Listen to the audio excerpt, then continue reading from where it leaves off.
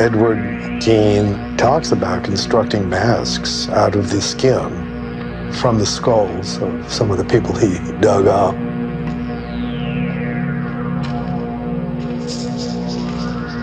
And then putting these masks on his own face.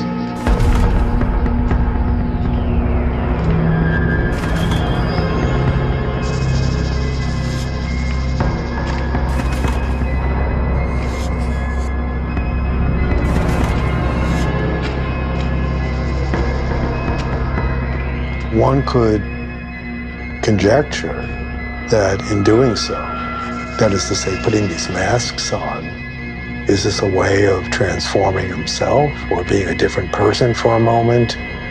Is this a way of relating to the corpses and becoming intimate with them?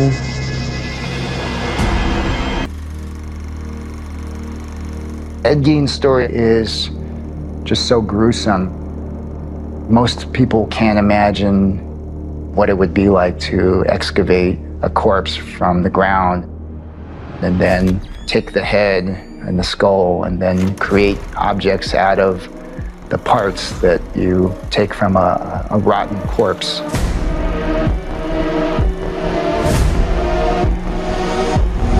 Do you remember dressing out her body?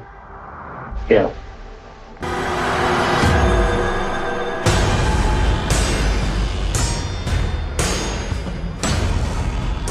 What would you do with the sexual part? They them in the back, that and then. Could he have eaten some of the victims?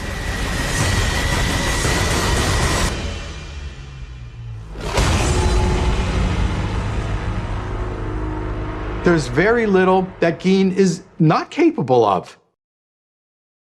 Brandon Guzman killed 22-year-old Justin Lavery on July 29, 2019. Guzman got into an apartment on Acme Road, shot and killed Lavery, and his roommate, 23-year-old Mark Hernandez, got home and saw that his roommate had been killed. He caught Guzman, who was wearing a mask, going through their belongings. Guzman shot Hernandez twice, but Hernandez was still able to tackle the gunman, causing him to drop his gun and mask. Guzman ran off, but Hernandez recognized him.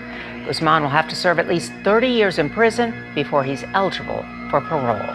We recall we mentioned before that there were reports in the Westport flea market where you had your shop that people would say, oh yes, I do remember he had these strange smelling dishes of food, that he had bead bones.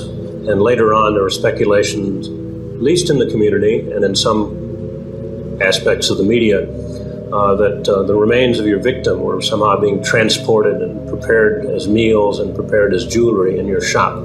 I was quickly able to identify to the police the other dealers in that section of the market where we rotated potluck rather than eat the flea market food again. And that you could question any of these people, and they'd be able to tell you that the food was good. There was nothing suspect about the turkey or ham or beef that was in these dishes. The media is so biased, portraying me as being non-human. This is what the media has done to me. It's dehumanized me so that it can believe, along with the public, that things like human sacrifice, Satanism, demonic practices are more believable than me being the neighbor next door who reached a point in his life where he could do monstrous acts. That's not the same thing as being a monster.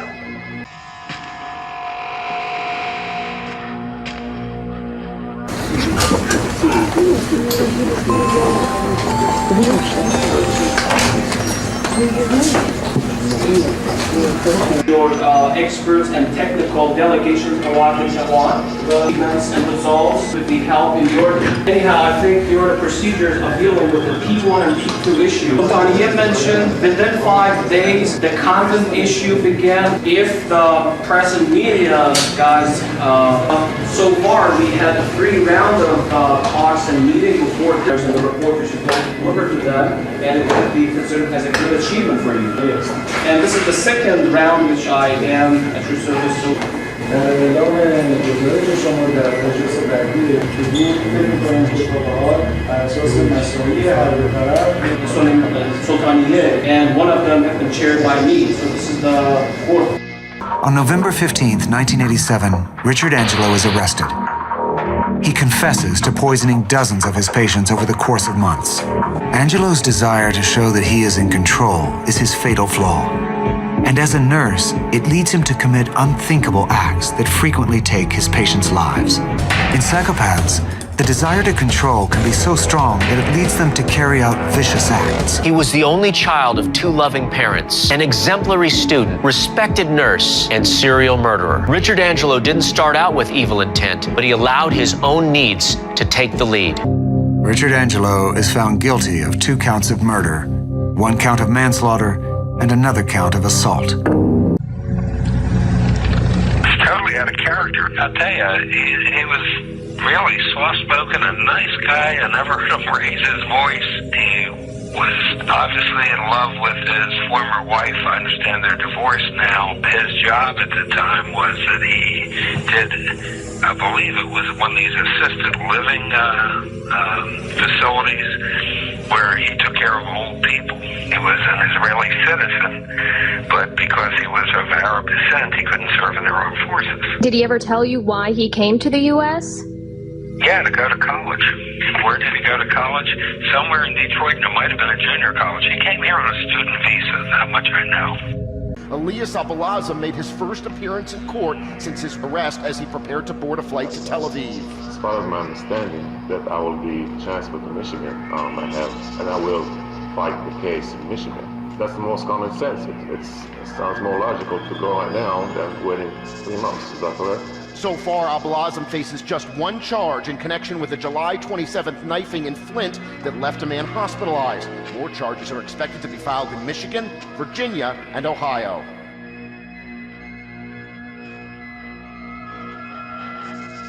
Do you believe him? Do you think he really was a snitch? Oops, if he wasn't. You're very upfront. Pretty much. About talking about this killing. Right. You murdered this man. Yes. You tortured him. Of course. There is no ambiguity, and there is nothing you want to... In court today, you said you're not here to pretend to be remorseful. Of course not. Why would I do that? Are you remorseful? Not at all. Why? Why would I be? Well, why did this man deserve to die? You claimed he was a snitch. Well, what proof do you have of that? He told me he was a snitch. On many occasions. I mean, lots of people go around claiming I'm a snitch or make themselves... Really, you don't say. Well, they talk about law. I know people coming. I've got associations with law enforcement. You know, I've got this. I'm a friend with this. Do you happen to have a list of those people? They name drop. Well.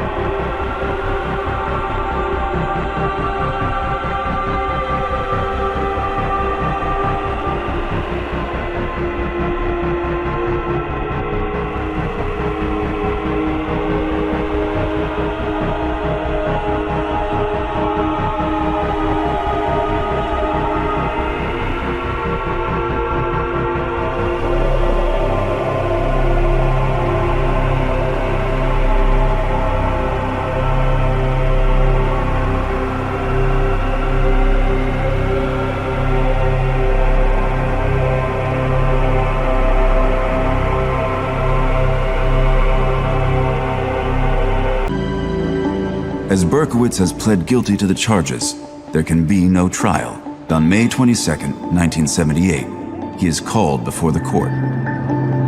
The judge ordered to bring the defendant in, and he came in almost like in a prayer mode with his hands clasped over his handcuffs and chanting in a sing-song manner, "Stacy is Zaho, Stacy is Zaho," knowing full well that Nasa Moskowitz would be there. She had been very vocal in saying that he should get the death penalty. And Clearly, David Berkowitz didn't like that. Berkowitz said he didn't want to be sentenced. He kicked and bit some of 5 officers trying to move him. 2 officers were hurt, but not seriously, before Berkowitz was finally subdued. Berkowitz is sentenced to 6 consecutive life sentences, a total of 365 years. Good evening. The most intensive manhunt in New York City's history is over. This is the man police believe to be the son of Sam, the .44 caliber killer who has killed 6 and wounded 7 in a string of attacks over the last 13 months.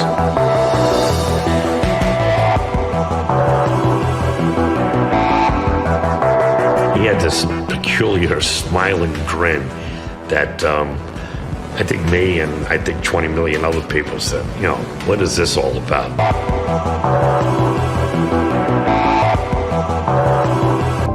I just emptied my gun in the car and saw the glass shatter. And the other girl, I believe she screamed and blew the horn. And I found myself pulling the trigger, and I had already run out of bullets. His explanation of why he did these things is because a dog told him to do it. He told me through his dog. It's not really a dog. It looks like a dog. Go out and kill, commands Father Sam. I am here on Earth to create havoc and terror. I am a monster. I am the son of Sam. I love to hunt, prowling the streets looking for fair game, tasty meat. I live for the hunt. Sometimes the need to kill becomes so overwhelming that I fear myself. I am certain there is something inside me, an alien presence, this need to obtain blood and kill. I am the demon from the bottomless pit. I take the lives of those who are not willing to give them up. I am he, the son of Sam, who fear nothing I destroy, who can understand the mysteries of the forces of darkness. Please inform all the detectives working on the case that I wish them the best of luck. Think positive. Get off your butts. Knock on coffins.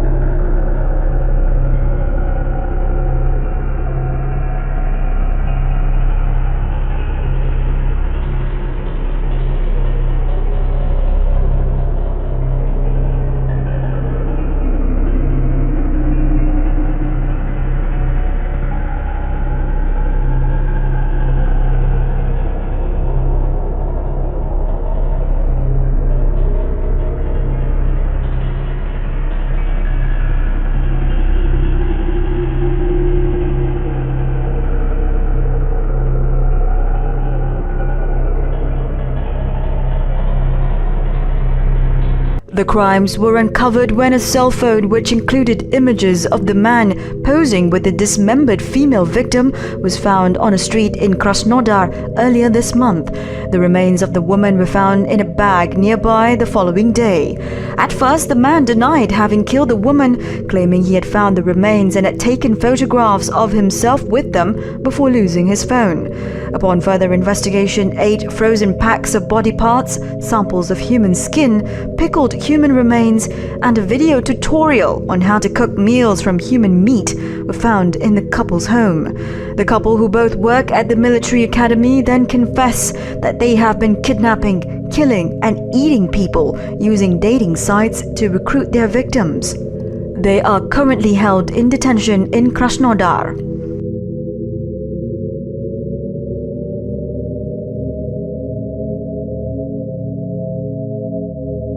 Also just told me that they found some more heads up there. Still? Yeah, so there must have been more graves, huh? How long ago did you start? Like I say, might be 4 years. And this woman comes 4 years since you've been into a grave, huh? That's right. What time of the year was this when you did this? Anytime. Anytime. Well, which was the first grave that you went into? Yeah. Adams. Did you know her when she was alive? Not really. No. Would you work all night if that's it? I should think you did. That's right. Recent grave? That's right. Well, how would you know when to go to the cemetery? Well, I have to thank you, Jim. Yeah. somebody died and said, Who helped you when you got him out of the grave? okay. Did they cave in on you? Did, but they should have been just. How many graves did you open? Well, and the, When you'd cut the body apart, there's some I never, never took home. That's right. Just opened up the That's right. casket, That's right. cut them apart there. That's right. There are no lights. They enter the shed, completely dark. Suddenly they're confronted with this absolutely appalling sight. Bernice Warden's naked corpse strung up by her heels.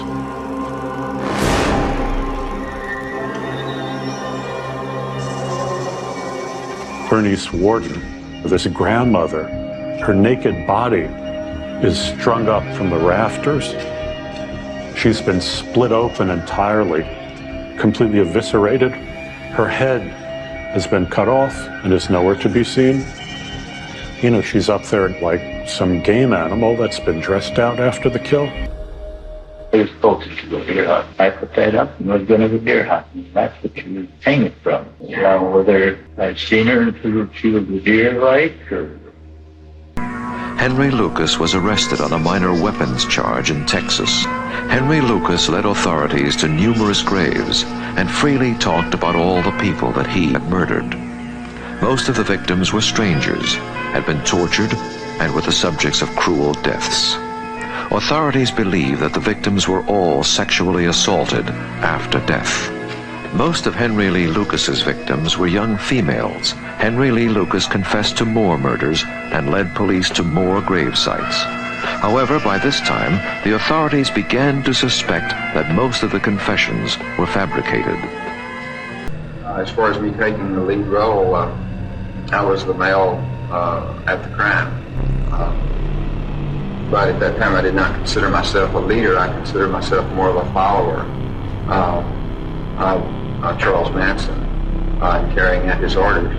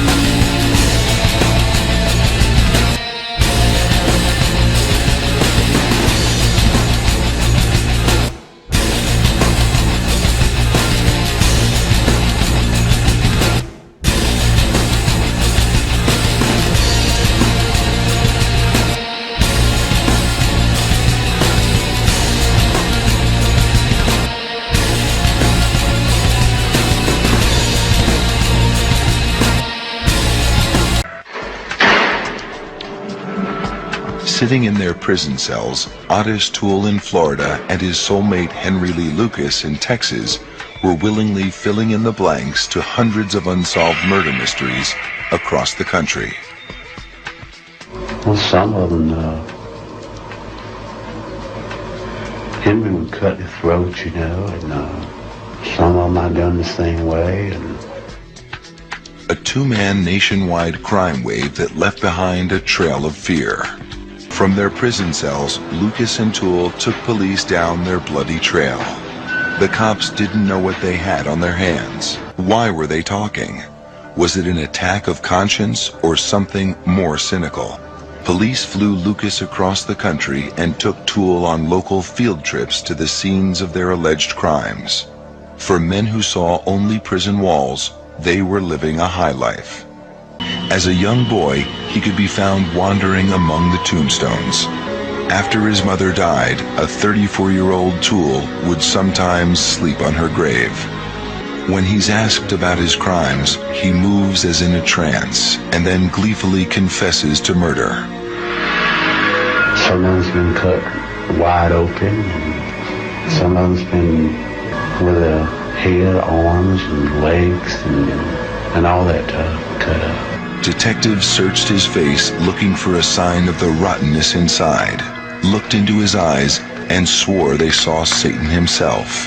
The kidnapping, torture, and beheading of a wide-eyed, freckle-faced little boy named Adam Walsh. Adam's head was found in a canal. He said he locked Adam inside his 1971 Cadillac. Adam started crying, so he punched him in the face, used a machete, and decapitated Adam. Shonda Vander Ark is convicted of killing her son, Timothy Ferguson, who was just 15 years old when he died. The judge also went beyond sentencing guidelines in the case of first-degree child abuse against Vander Ark, calling what she did to her son torturous. Timothy, who had autism, deprived food with locks on the fridge and pantry, and forced to eat hot sauce, among other instances of abuse.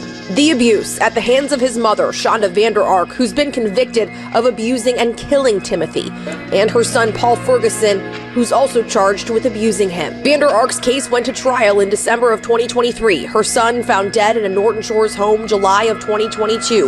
The judge saying Tuesday, it's important to call the abuse what it was. And let's call it what it is. It's torture. You tortured this child. Paul Ferguson, Timothy's older brother, also pled guilty in the case of first-degree abuse against Timothy. Ferguson is still awaiting his sentencing. Clark County prosecutor Steve Stewart released the charging documents against Joseph Oberhansley. He's charged with killing his girlfriend, Tammy Blanton, at their home on Locust Street, and then something so gruesome it's hard to imagine. The court records allege that Oberhansley stabbed Blanton to death, then cut out a portion of her brain, cooked it, and then ate it. The court documents say that Oberhansley also admitted to cutting out her heart and eating it, and also cutting out her lung. But why? That's something I think that the prosecutor's office and our office will work on as trial nears. Oberhansley came into court with heavy security today, saying that his real name is Zeus Brown. Mr. Oberhansley, who is Zeus Brown? Zeus Brown. I don't know Mr. Oberhansley. Who is Zeus Brown? Me. I don't buy it. I think there is a motive and a reason for what you saw in the courtroom today, and I don't believe that he really believes he's Zeus Brown. I was conscious enough to know that was a conscious act on my part, and that was essentially the reason. To drown out that noise, for sure. Well, they might like a little entertainment too, you know. At first, I tried to make it nice, right? Yeah, how did you do that, Gary? I was holding parties here for one thing. I consciously knew I was trying to hide the evidence. Nothing was working. I was trying to find something that worked that would make them shut up. You know, that's what I was trying to achieve, you know, to make them behave. They go down in the hole in the morning, board goes over the top of the hole with the sandbags and et cetera, et cetera, et cetera, and then they stay down there till roughly about 8 at night. I dismembered the body and I you know, started burning it on the stove. If I was a torturer, why would I have waited so long to start a torture? The torture and the pains didn't start until really after January 29th. You know, trying to figure out what the hell to do, you know. I started chopping up the body. The only thing I feel sorry for. I'm not looking for forgiveness and I'm not repenting. No, I'm wrong. I'm wrong. I do want my family to forgive me. I'm gonna make this one. Oh, shit. I feel for my family. You see the Iceman cry. Not very macho. I've heard people that mean everything to me, but the only people that mean anything to me.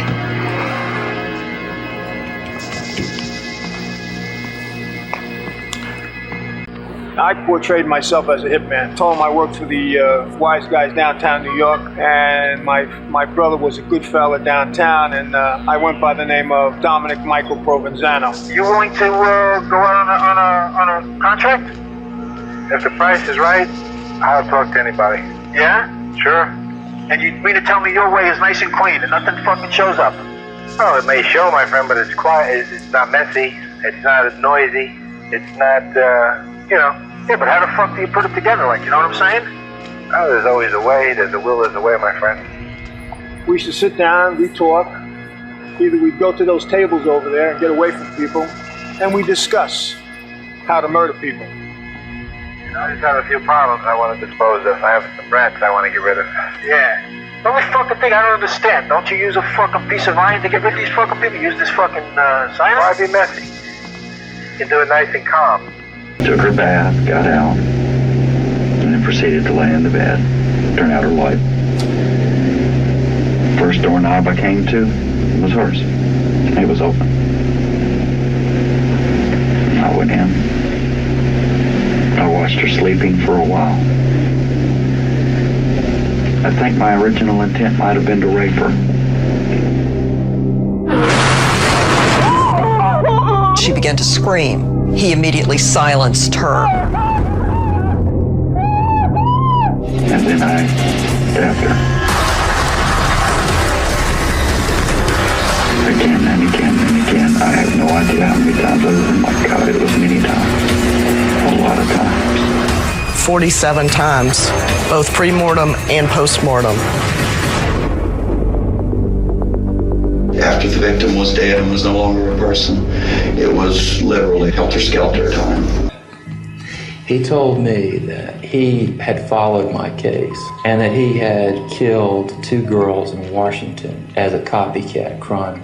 He would tell me that he took them up on the logging road and strangled them and had sex with their corpses and went back and had sex with their corpses and cut off their heads. Like, it's a tribute. And I'm thinking, you motherfuckers that wrote that. I said, here's the guy who read it, believed your bullshit, and went out and did something like this. And now he's like bragging to me. It wasn't exactly a brag, it was like a tribute. How many did you get, really, Jerry? They said 34. Did they get all of them? Or do you have private graveyards? I said, Dad, I'm the best. What could I say to somebody like that, right? Like refreshing rain in the summer or the gentle breeze in spring, just a little gift of kindness, joy someone's hearts can bring. This is John 8:12. I am the light of the world. He who follows me shall not walk in darkness, but have life of light. Now that I've confessed, put myself out to let everybody know what's going on, I expect to heal and to have life. And then hopefully someday God will accept me. We speak of a man as an evil man. The dark side was there, but now I think light is beginning to shine. So I appreciate the family and friends and all I can be thankful for. And I think that will keep me from finally going to the dark side. And finally, I finally apologize to the victims' families. There's no way that I can ever repay them. Kathleen Bright was one of the next targets, I guess, as I would indicate. I broke into the house and waited for her to come home. She and Kevin Bright came in. I wasn't expecting him to be there. I think I had him tie her up first, and then I tied him up, or vice versa. I don't remember. When I started strangling, he broke his bonds, and he jumped up real quick, pulled my gun, and quickly shot him. Hit him in the head. I could see the blood, and as far as I was concerned, I thought he was down. And then started to strangle Catherine, and then we started fighting. I thought she was going down. I went back to the other bedroom where Kevin was at. I tried to re-strangle him, and he jumped up, and we fought. I either bit his finger or hit him or something, got away, and I used the .22 and shot him one more time. Went back to finish the job on Catherine. Strangulation wasn't working on her. I stabbed her. I think she said either stabbed 2 or 3 times. Well, it was a total mess because I didn't have control on it. She was bleeding. She went down. I heard him escape. I could see him running down the street, so I quickly cleaned up everything that I could and left. All right, when you went into the house, what happened then? Well, I confronted the family, pulled the pistol, took him back to the bedroom. You took who back to the bedroom? The family. At that time, I tied him up, made a decision to go ahead and put him down, I guess, or strangle him. Where were the children? Well, Josephine was on the bed and Junior was on the floor. First of all, Mr. Otero was strangled, a bag put over his head and strangled. Then I thought he was going down, and I went over and strangled Mrs. Otero. I thought she was down. Then I strangled Josephine, thought she was down, and then I went over to Junior and put the bag on his head. Mrs. Otero woke back up, so I came back, strangled her for the death strangle at that time. I redid Mr. Otero, put the bag over his head, took Junior, I put a bag over his head. He subsequently died from that. But Josephine had woke back up, and I took her to the basement and hung her. You hung her in the basement? Yes, sir. Do anything else at that time? Yes, I had some sexual fantasies. She was in the house, so I finally just selected a concrete block and threw it through the plate glass window on the east and came on in. She came out of the bedroom and thought that a car had hit her house. I handcuffed her and then eventually strangled her. What did you strangle her with? Pantyhose. In the interim, I realized that I had lost one of my guns. I dropped it somewhere. So we started trying to figure out where my gun was. So I went back in the house, realized I had dropped it when I broke the plate glass window. It dropped and fell on the floor right there, and I found it right there. So that solved that problem. Anyway, I went back out, I picked her up and put her in my car. And then I drove up northeast of Sedgwick County and dropped her off underneath the bridge. So all of these incidents, these 10 counts, occurred because you wanted to satisfy a sexual fantasy, is that correct? Yes. Anyway, I walked from my car as a telephone repairman. As I walked there, I donned the telephone helmet. I had a briefcase, knocked on the door, and asked her if I could come check her telephone lines inside. Did she allow you in? Yes, she did. Went over and found out where the telephone was, simulated that I was checking the telephone. Went back to the bedroom. I told her I was going to have to tie her up. Got a nylon sock and started strangling. You wrapped the stocking around her neck? Yes. What happened then? I finally gained on her and put her down, and I thought she was dead, but apparently she wasn't. But after she was down and not moving anymore, I rearranged her clothes a little bit and took some quick photos. I think 3 of them. So I got out of there pretty quick. The dogs were raising a lot of cane in the back. Doors, the windows were all open to the house. A lot of noise when we were fighting. So I left pretty quickly after that. Put everything in the briefcase and had her. I'd already gone through her purse, got the keys to the car, and used their car for my getaway car. On that particular date, I very carefully snuck into the house, kind of like a cat burglar. And after checking the house, she wasn't there. Went back to one of the bedrooms and hid back there in one of the bedrooms. She came in with a male visitor. They were there for maybe an hour or so. He left and then proceeded to sneak into her bedroom. She screamed, and I manually strangled her when she started to scream. So you used your hands? Yes, sir.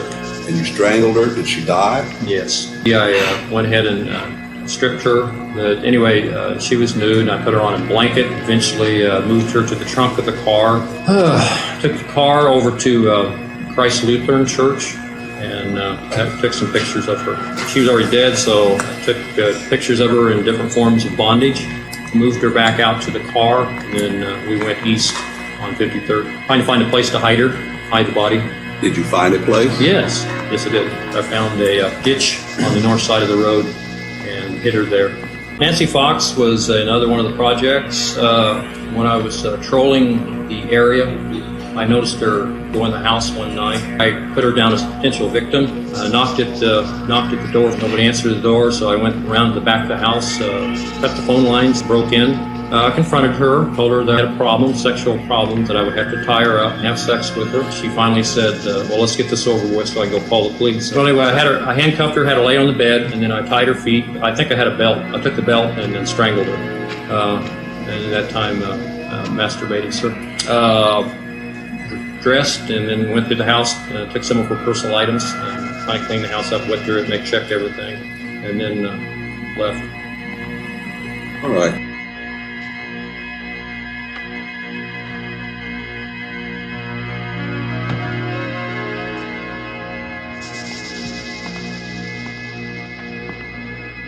So, as I'm to understand it, then on the 17th of March, 1977, you saw this little boy go into a residence.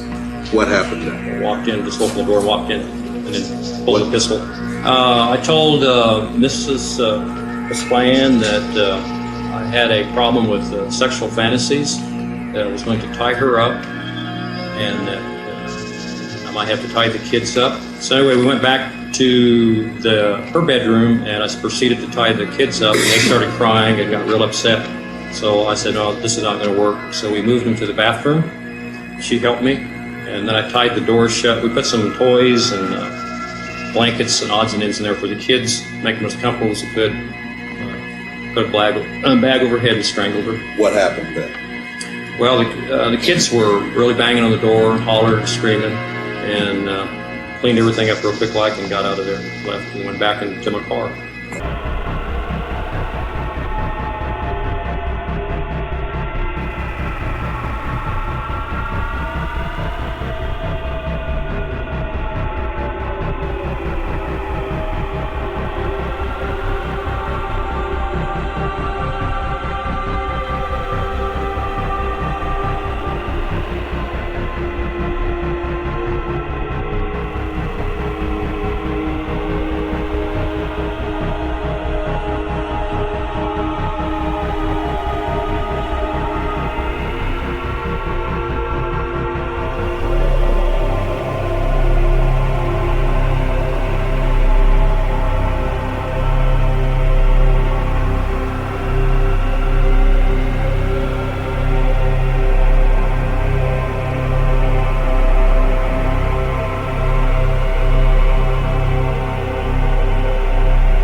I tried to never let anything touch the house. I brought nobody there. My family was not exposed to anybody. I wanted to show them the good side of life, not the bad side. Richard had a very, very sad childhood. You got the impression, or I knew because he would like say something and then drop it and change the subject, that he was abused and that there was no love. He grew up absolutely without any love, without a doubt. I mean, the first Christmas with my family, he was in awe.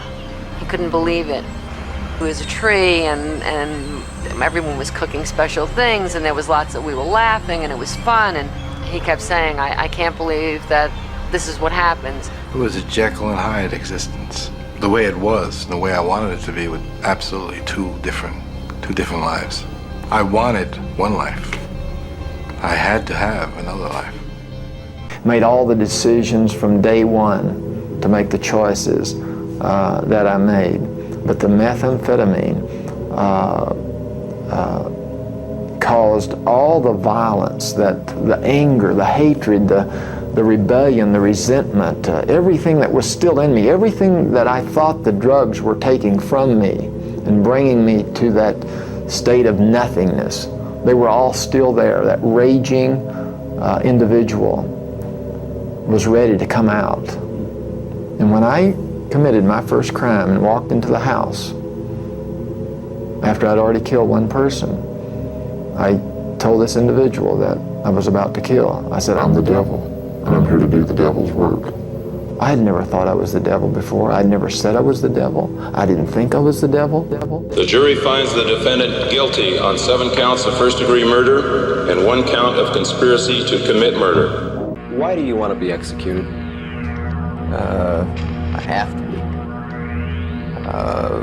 Because I will kill again. No, I would do it again. I've been molesting kids nonstop since I was 13 years old, over half my life. Anything happened, I can guarantee I'd do it again, and sooner or later I would kill another child. I've done it before, and at the time I liked it. How do you live with yourself daily? At times it's not easy. You said there's times I think about what I've done, I think about some of the things the boys said before they died, and that's real hard to think about. But other times I just try to put everything out of my mind. Do you look forward to dying? In a way, yeah, I think it'd be a relief. I don't have to think about all these things anymore. And I know that's the only way I can guarantee I'm not going to hurt anybody else. You know, right now I sit here and say I don't want to, but I know it'll happen. I was standing there with a gun in my pocket. It was dark. It was windy. The limousine pulled up. The door opened. The rear left door opened. Yoko got out. John was far behind, say 20 feet, and he got out. I nodded to Yoko when she walked by me, and he looked at me, and I think he recognized, here's the fellow that I signed the album earlier. And he walked past me. I took 5 steps toward the street, turned, withdrew my Charter Arms 38, and fired 5 shots into his back. John stumbled up the stairs. I went into a state of shock. I just couldn't wait till those police got there. I was just devastated. Eileen, did some sloppy work, and I was tortured at BCI. They were using sonic pressure on my head since 1997. It was crushing my head, and they were using sonic pressure. They were trying to make it look like I was crazy. I think their whole plan was trying to make it look like I was totally crazy. They were surveilling me before I killed. Did you know there was helicopters dropping down from the sky? Deputy sheriff with decoys picking me up 4 or 5 months before my arrest. I was a hitchhiking hooker. You sabotaged my ass, society. I got a big finger in all your faces. Thanks a lot. And you're going to get your asses nuked in the end. And pretty soon it's coming. You're all going to get nuked. Now I know what Jesus was going through. I'm leaving. I'm glad. Thanks a lot, society, for railroading my ass.